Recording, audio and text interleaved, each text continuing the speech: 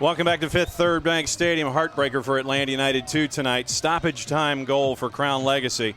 1-0 winners on the night. Great defensive effort by both teams. Game was stretched in the second half. There was a lot of opportunities for both. We'll have the highlights coming up across the board in just a little bit, but we'll go over the numbers for you. And once again, waiting for Jose Silva and players to discuss what happened tonight. With the win, Crown Legacy now, they go to 17 points on the season. They leapfrog Orlando City B. In the Southeast Division, they are now 5 points behind Chattanooga FC.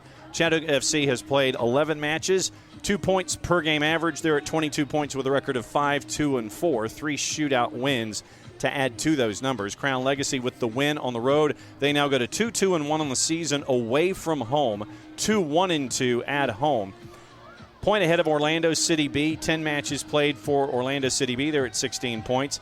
Enter Miami CF2, 14 points through 10 matches. Atlanta United 2 is at 12 points after 11 matches have been played so far in the season with a record of 3-6-2-1. Remember, 1 being that extra point that you get in a shootout win. The other 2 teams in the Southeast, Carolina Core, 7 points through 8 matches with a record of 1-5-2-2. They've scored 7 goals in those 8 matches. Huntsville City Football Club has no wins on the season through their first 10. Remember, they've also had a coaching change during the season to date. 3 points on the season. They are last in the Southeast, 10 matches with a record of 0-7-3, 10 goals scored, 22 allowed, 0-4-2 at home, and 0-3-1 away from Joe Davis. Let's get you into the stats on the night. XG on the evening, 1.79 for the visitors, 0.53 for Atlanta United 2. 19 shots for Crown Legacy tonight compared to 10 for Atlanta United 2. 6 shots on target compared to 4 for Atlanta United 2, which means shots inside the 18 were 14-8. No shots hitting the woodwork on the night. Total big chances for Crown Legacy, 4-0 there. Almost doubling the touches inside the 18 for Atlanta United 2. 32 for Crown Legacy, 17 for Atlanta United 2. Final third entries of the 155 were for Crown Legacy, 45 were for Atlanta United 2 on the night. And here's the number that we were kind of keeping track of. 11 offsides calls for Atlanta United 2 on the evening. 1 offsides call for Crown Legacy on the night. Possession 52-48 for Crown Legacy, and passing accuracy 83, almost 83.5% for the visitors, 84% for Atlanta United 2. Passing accuracy in the opposition half 74% to 69. Total crosses on the evening 16 for Atlanta United 2 compared to 12 for Crown Legacy. 11 corners on the evening, 6 for Crown Legacy, 5 for Atlanta United 2. 17 of the 27 dribbles counted on the night went to Crown Legacy, 17-10 in that category. Believe it or not, 136 duels on the evening, split right down the middle at 50-50. 12 aerial duels, 1 on each side of the 68 on the evening. That's a wild stat in addition to the offside stat that we gave you a little earlier. Defensive actions, 15 tackles on the night for Atlanta United 2 compared to 13 for Crown Legacy. They won 9 of those 15, 7-13 wins on the evening for the visitors.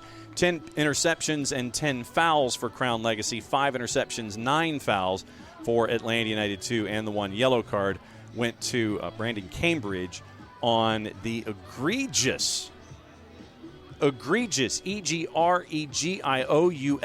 simulation falling down inside the 18. And so that was the 1 yellow on the evening for Crown Legacy. 1-0 the final score. Once again, that goal at 90+1 on the night for Crown Legacy. They end up with full points. When we come back, we'll go through other action going on in MLS Next Pro. We even have a game going on tonight in Major League Soccer to start the weekend off because, frankly, NYCFC plays in about 19 different stadia.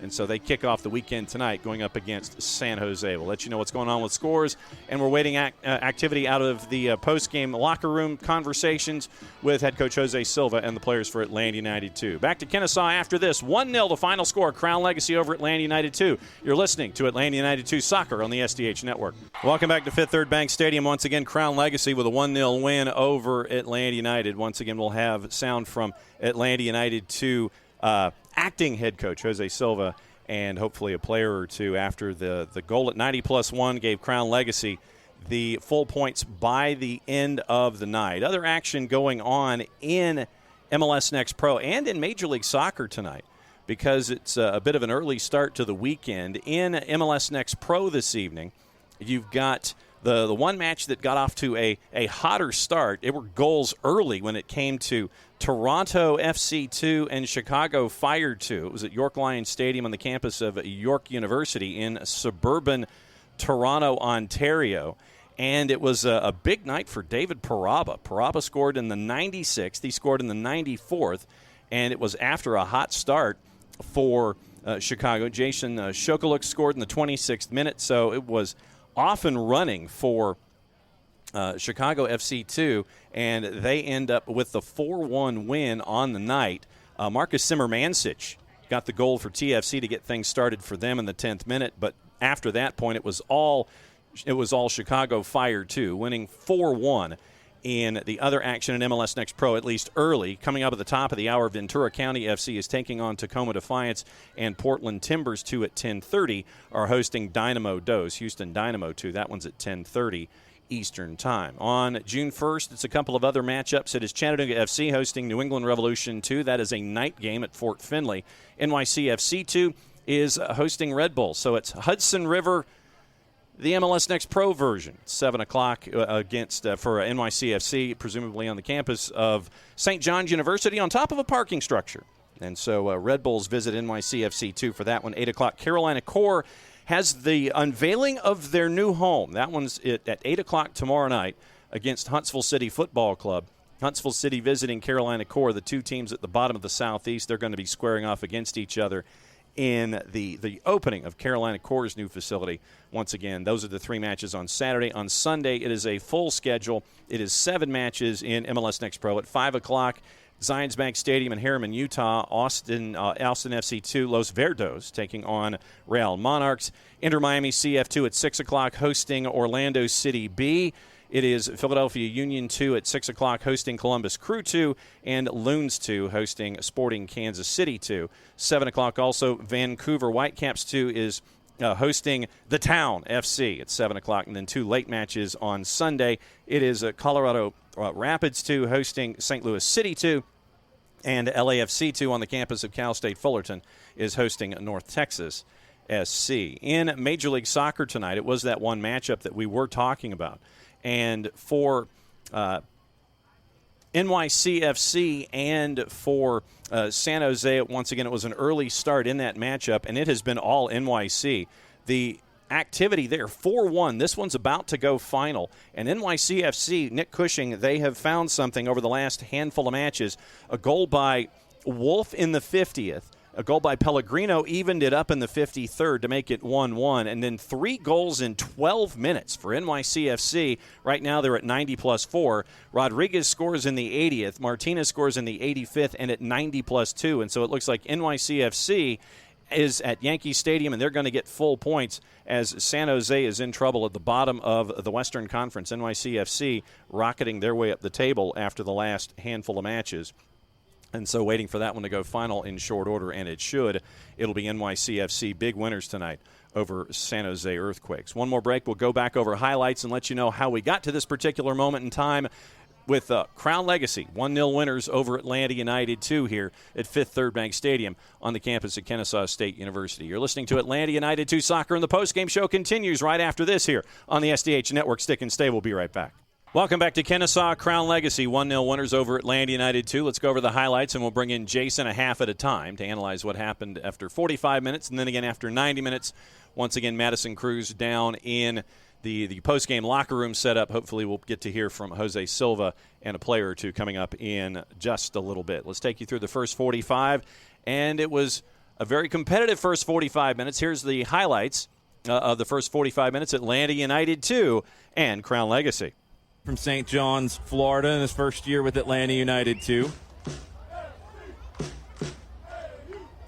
He's around the penalty spot, going to drop off just a little bit and make a later run. Armas will deliver, looking for Dudley, headed down, one hopper caught by Holiday. Ethan Dudley inside to Firmino. Got a turn, he was able to control it. John there to defend. Firmino gets it back from Dudley. Back to Armas. Armas down the left side for Williams. Williams gets in behind, heads it forward into the 18. Williams cross, nobody home. Do not be surprised if Armas is the target of something off of the training ground here. Gallardo with the left foot, be an in-swinger. Armas is lurking around the top of the 18. Cuts over for the short corner option, receives it. Armas back to Gallardo, better angle, puts in the cross, back post, headed down. Holiday can't hold it. Still there inside the 18. Crown Legacy able to knock it away wide to the right. Cleared out into the stands. Throw Atlanta. Well worked corner. Holiday didn't look completely sure of himself, but he was able to make the save on the near post. Neely there, drop back to Dudley, heavy touch forward, dribbles past one, dribbles past two, pops it into the middle, intercepted by Odrago. Mirkovic turns, here comes Crown Legacy. Berchimas, top of the 18, into the 18, right-footed shot, blocked. Edwards blocks it again. 2 blocks from Edwards, second one goes out for a corner for Crown Legacy. See how much stoppage time is added here as we are into it now. Doesn't look like we'll get any. That'll do it. First half of action, no score between Crown Legacy and Atlanta United 2. No lies said there. It was a goalless first 45 minutes, and that took us into the second 45. Second 45, it was action all over the place, and it was action that was stretched at times, but it also got to let you know what was going on with the defenses on both of these sides. So let's get through the second half highlights here and find out how it ended up with Crown Legacy getting full points. Forward to Firmino. He turns. Pass doesn't get to Tamimi. It's intercepted by Odrago. Tamimi tries to win it back. It deflects, though, and falls to Duke. Duke up the left side to Singh. Singh into the 18. Cut back on the right foot. Squares it across. Scardina blocked. Jayden Hibbert makes a play. Dudley was there, too. It's out for a throw for Crown Legacy. Free kick played short by Okello. Edwards will give it back to him. Back to Edwards. Edwards drives it across, but it doesn't connect with Brennan. It's intercepted by Scardina. He drives forward, slips it into the 18. Hibbert with the save. Singh tries to volley it and nearly missed it entirely. It's out for a goal kick. Forward to Carlton. He's able to turn and go. Has Dudley over to the left. Armas. Up the right side now for Okello.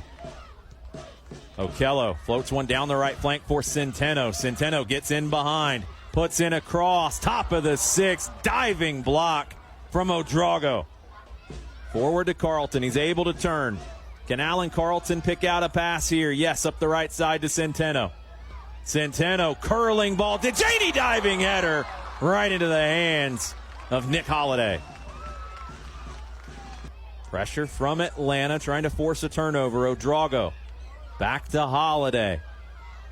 Slams a clearing ball down the middle. Nianjo jumps in front of it. Armas can't get to it. Josue does. Josue back to Nianjo.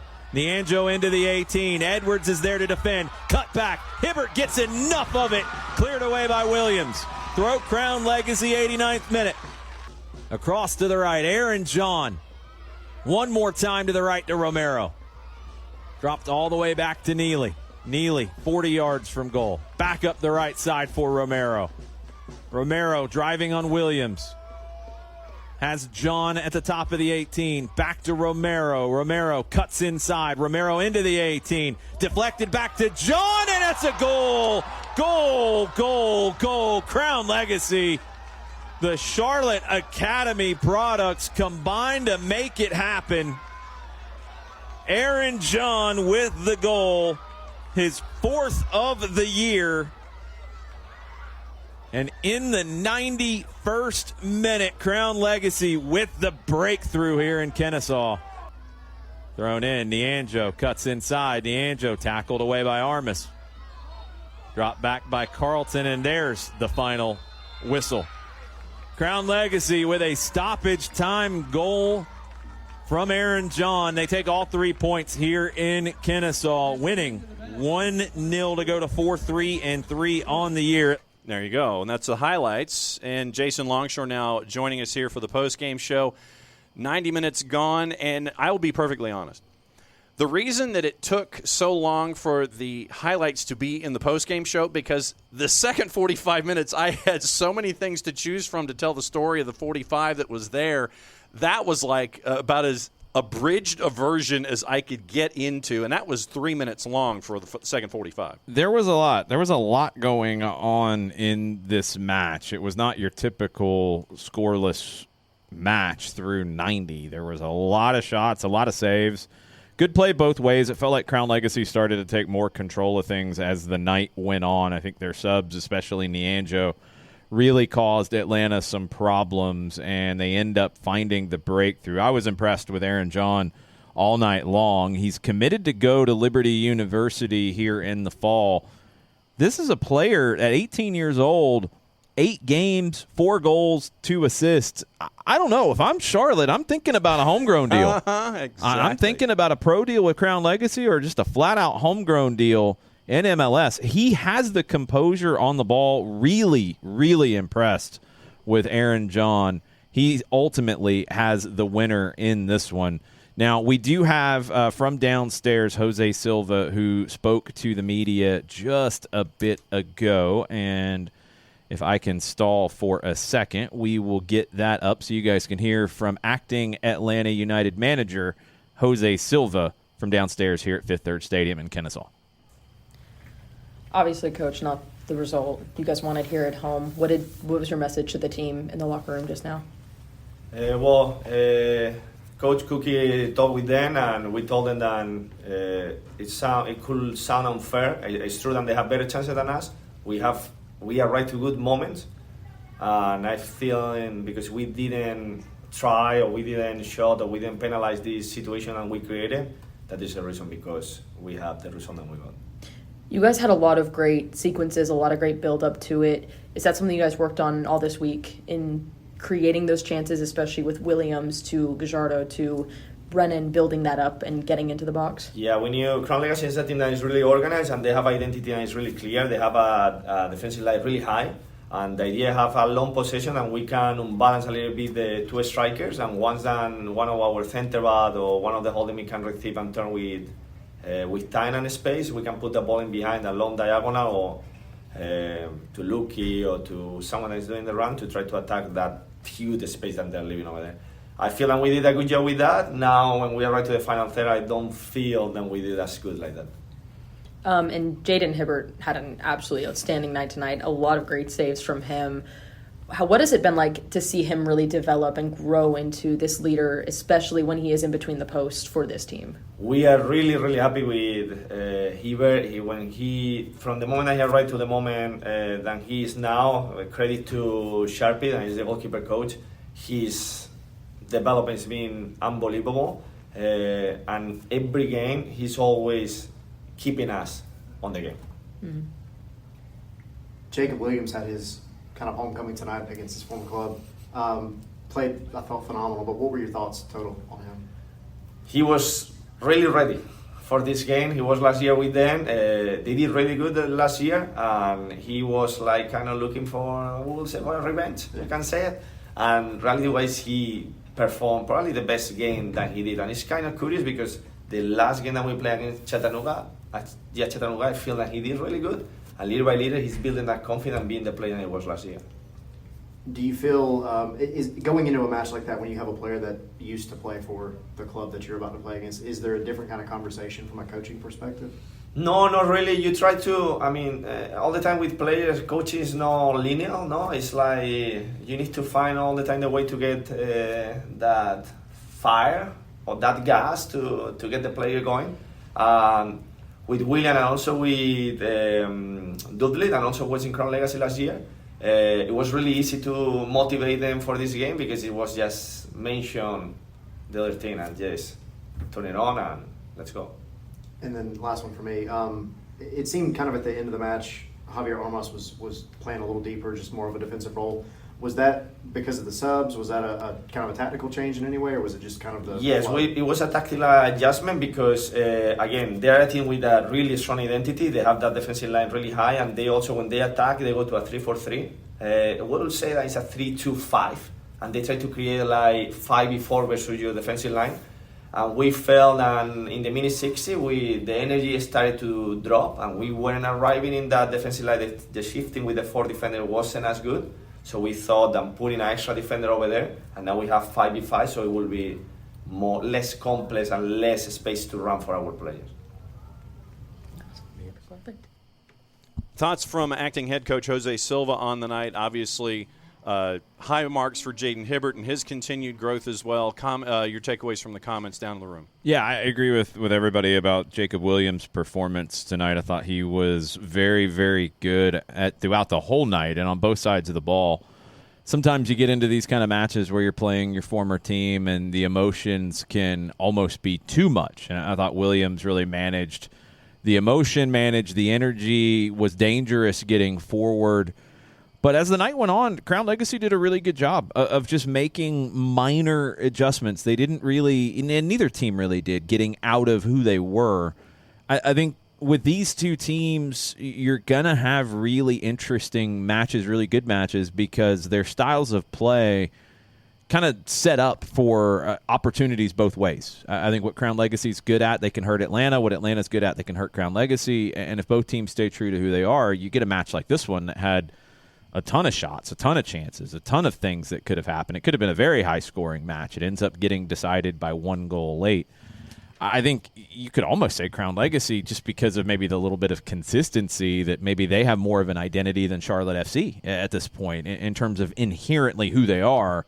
I think Dean Smith is building that for Charlotte. And you're starting to see players emerge from Charlotte's academy. They've done a good job in a really short period of time in bringing guys through. They had a few guys that straight away you knew were going to be special. Romero, who has done well already. He's been part of U.S. youth national teams. Birchimas as well has been part of youth national teams. He's been very successful there. Two young talents, that happens. They kind of fall into your lap. But a guy like Aaron John and a number of other players who've contributed to Crown Legacy this season, that academy is starting to produce. And when you look at some of the other young teams in MLS from around the same time frame, Nashville hasn't done that. Austin really hasn't done that. Austin's best homegrown is Owen Wolf, who came from Atlanta's academy. Right.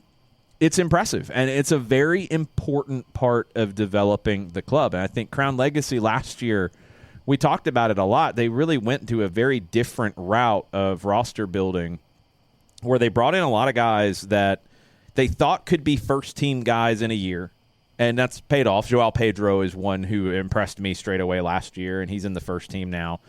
They brought in some guys they wanted to take a look at. They brought in some guys that ended up they decided not to keep because they needed to. I mean, they were in their second year as a club. You didn't have those academy kids quite ready for that jump, so you had to fill in the gap. This year, it's a little bit different group.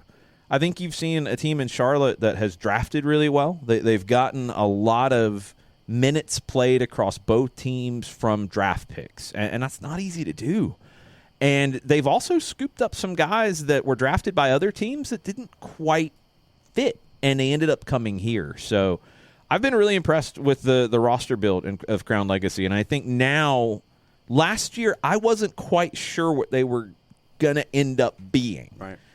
Now it makes a little more sense, and I think you're seeing what they'll be. There'll be a spot where you'll bring some guys in, and the Odrago, the center back from the Ivory Coast, I think is a prime example. Not quite ready to jump into MLS yet, but he's got a lot of potential, and he could be. 18 years old, you bring him in, you let him grow, you see what it is. You let your academy kids get this opportunity. Aaron John, I think you have a decision to make. It's really impressive what they've done, just like you've seen Atlanta United 2 do this over the years. First in USL Championship, now in Next Pro, where guys are growing in front of you. Noah Cobb is a prime example now with the US U20 national team. Jayden Hibbert getting these games, not having to be thrown into the deep end of the pool, able to get settled in, and now you're getting consistent performances from him game after game. Getting Efrain Morales to the point that he can step into games at the first team level and contribute this year. This is what these teams are, and it's impressive to see two different clubs of different vintages. You know, Atlanta's got a few years on Charlotte that are doing it, in my opinion, the right way and finding that really good mix of bringing guys in from the outside, but also not blocking your produced players from your academy from growing and getting those minutes. Two other guys from Crown Legacy that I wanted to get your thoughts on. One is Cam Duke, who we got to see at Sporting Kansas City, too. Had a cameo in the second half. And then since you've had the chance to talk about John and Berchimas, I wanted to get your thoughts. Obviously, a big night for the organization to get Brandon Cambridge back after the broken bone in mid-January. Yeah, I mean, Cambridge was a guy they brought in from Vancouver. They basically got his homegrown rights from Vancouver. He played in college at Portland. And he's a very interesting prospect. Now, with the coaching change and where things fall, we'll see where Dean Smith really falls on Brandon Cambridge. But getting him back, that's always a big moment for everyone across the club. You're looking at a team in Crown Legacy that Cam Duke is a prime example, kind of the Nick Firmino of that group, where Nick Firmino came up through New England. They gave up on him a little too early, I think, and he had to go to Union Omaha in the in-between and then came to Atlanta and worked his way into a first-team deal. Cam Duke has that opportunity in Charlotte where Sporting Kansas City, for whatever reason, he just never quite got past the in-between role. So he ends up here at Crown Legacy. He's been very, very good for them, leads them in chances created on the season, and he's a guy that I could definitely see being part of a first-team roster. I think he has that kind of talent. Sometimes, and this will happen as the league continues to grow and mature, you're going to have players who come up because of where they were born. They come up through an academy. They might not quite fit, or they just might not quite get the opportunities. They might not be ready when the opportunities come their way. Development's not a straight line, and Duke is the kind of guy that, with his talent, very smart for Crown Legacy to bring him in and see, hey, can he turn into a little bit more here? I think he's got that potential. I think he could be on a Charlotte MLS contract next season. All right, let's go to the flip side in Atlanta United 2. I know that we've had the chance to talk about Jayden Hibbert. The back line tonight, Jacob Williams, Ethan Dudley, Matt Edwards, and Eric Centeno. We've seen Centeno at right back, and the injuries to Russo and Kawasmi. Kawasmi's injury has brought in opportunity for Dudley. What did you think about the back line tonight and the continued growth of Ethan Dudley getting acquainted with this system? Dudley's really impressed me. I mean, he's a guy who was with the second team on a trial and ended up not getting the contract the first time around. Kawasmi came in and did get it, and we saw really good things from Kawasmi before he was injured. And then Dudley had went back to Jacksonville to join Jacksonville Armada for the upcoming NPSL season. And hey, look, you never know when opportunity is going to knock. It did. He came back, and he's fit right in. You're seeing the links with him and Javier Armas straight away on set pieces. I thought he was very good on the ball. That was what maybe surprised me the most about him tonight, is just how comfortable he is on the ball. For a big man like that, sometimes the feet aren't quite at that same level. His are fine. He can play in this kind of a team that's a ball-dominant team. Matthew Edwards has been consistently good wherever you've played him, at center back, at left back, at right back. Centeno as the right back who can get forward. I think he's a guy who is just right there in terms of being able to jump to the next level. The defensive side at the next level would be the biggest question, but he is somebody who is very technical, very good in the dribble. Can he make that jump? It might not be in Atlanta, but can he make that jump to the next level? I think what he's shown over his time here with Atlanta United 2 is his versatility and his increasing consistency. And it's been impressive to see. And Jacob Williams, look, he's taken to left back really well. Mm-hmm. It wasn't an accident that he got the opportunity to make the trip to Charleston. He ultimately did not make the game day roster there. But he's a guy who has put himself into that kind of a conversation as a left-sided player who can play as a fullback, a wingback, a winger. It doesn't matter. and he's been better and better every time out. So Atlanta United, too, look, it's a night where you feel like there was more on the table for you. You ultimately don't get it because of the quality of Crown Legacy in that last moment, and the quality shines through with the goal from Aaron John. But you were right there, and you played your game, and you played very, very well, good performances throughout, just not quite good enough on the night. And then the other 6, it was Javi Armas. And, there are so many superlatives that we can have involving Javi Armas. It's just every time out you're impressed about an aspect of his game, and then something that's in addition to the aspects that we talk about. It's the veteran leadership, it's the command on the ball, understanding pace, understanding, okay, here's a time to slam it into fifth gear, here's a time to slow it down a little bit. Just the understanding and the command of things in 3 dimensions for Javi Armas. It's just really cool to see this development. Look, I mean, he's a very intelligent player. This is a guy with a high soccer IQ, with a great right foot, and he's a player who I think he can control games like very few can, and he can do that from a holding midfield spot. He can do that from a center back spot, and he can interchange between the two. It doesn't really matter. He's good in either spot. It's just impressive to see someone in their first year as a pro. Now, he did come through Deportivo La Coruña's academy, went to Oregon State, played a lot of games for the Beavers out in the Pac-12. So he's got experience, but pro experience is a little bit different. It's been outstanding to see how he's been able to take that pro experience and just get it and learn from it so quickly here with Atlanta United too. He has a presence on the field that most young players don't have. Speaking of young players with a presence, Jayden Hibbert has that, and he spoke to Madison Cruz and Tyler Pilgrim downstairs, and here's Jayden's interview after the match. Jayden, I mean, not the performance y'all wanted, but I want to talk about your individual performance. You had a lot of great saves. What is it like to see your development being in goal these past couple of months? Yeah, I mean, it's coming straight from the training ground. Amazing staff. Lewis Sharp's been training me every day, along with John Berner. He has a lot of experience in the league, so he's been helping me. The team's great. Young guys, old guys in between. So it's really the training environment where I get to work in and day out, so I can step on the field and have that extreme confidence to make some saves. What is it like to have a goalkeeper like John Berner with you to kind of bounce ideas, bounce points off of each other to just really help you grow a little bit better in that goalkeeper position? Yeah, it's phenomenal. Not only is he a great keeper, but he's a great person. He's super easy to talk to. The banter on the pitch is phenomenal. So I love going in there every day. It makes it a whole lot better. And I do want to talk about that last goal where Charlotte came in and knocked it in the back. What was that play like from your eyes, seeing it build up? Yeah, it's super unfortunate because there wasn't a second in the game where I thought we were going to lose the game. It felt like a slow play, slow build up, and the guy's in the perfect spot at the perfect time. So it's super unfortunate. I thought we had some chances that needed to be finished, but it's another one to reflect on it and move forward.